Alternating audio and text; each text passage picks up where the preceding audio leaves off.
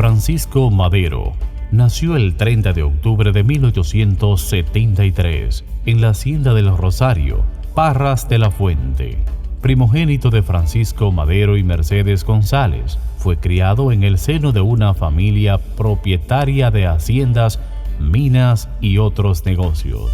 Aprendió las primeras letras con preceptores particulares.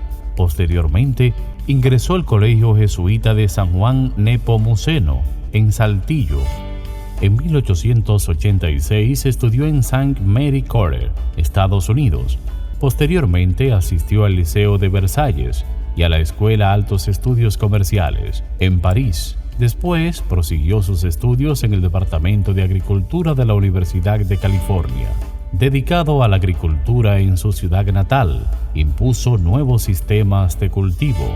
Casado con Sara Pérez Romero en 1903, primero por lo civil y un día después, el 27 de enero, en ceremonia religiosa.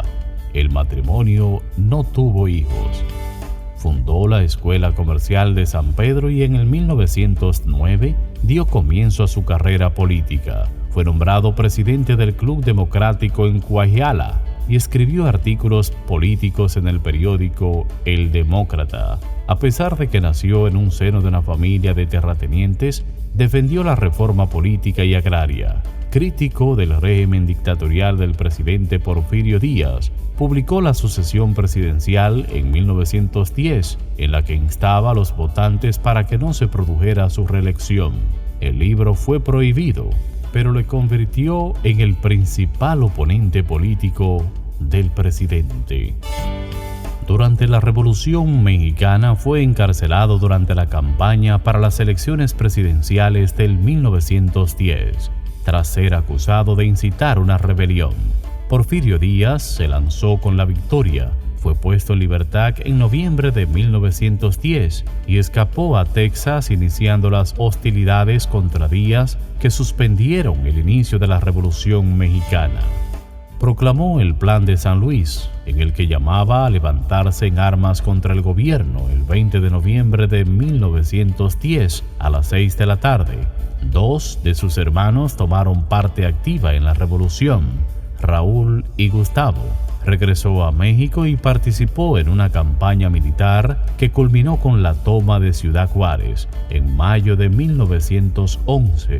Después de la renuncia de Díaz, se convirtió en el máximo candidato para ocupar la presidencia. En las elecciones de noviembre de 1911 fue elegido presidente de México.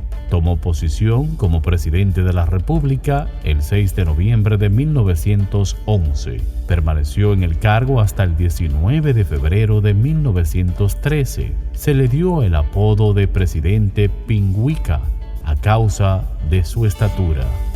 Sin embargo, como presidente, no fue capaz de llevar a cabo ninguna de las reformas políticas y sociales que había prometido, debido a la oposición de algunos de sus partidarios y sus propias limitaciones administrativas. Sobrevivió a varias insurrecciones, pero en el 1912 estallaron rebeliones en el norte y en el sur de México, protagonizadas por Pascual Orozco y Emiliano Zapata.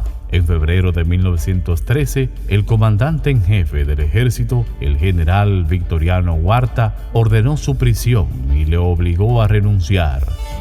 El general Aureliano Blanquer aprehendió personalmente a Madero el 18 de febrero de 1913. Pesaba sobre él la versión de que en su juventud se había encargado de darle el tiro de gracia al emperador Maximiliano. Pocos días después, el 22 de febrero de 1913, Madero fue asesinado junto al vicepresidente José María Pino Suárez en Ciudad de México, cuando era trasladado a la penitenciaría de Lecumberri. A su llegada, el mayor Francisco Cárdenas obligó a bajar del automóvil a Madero y le disparó en la cabeza, muriendo instantáneamente. Madero recibió 2 disparos. Pino Suárez recibió 13.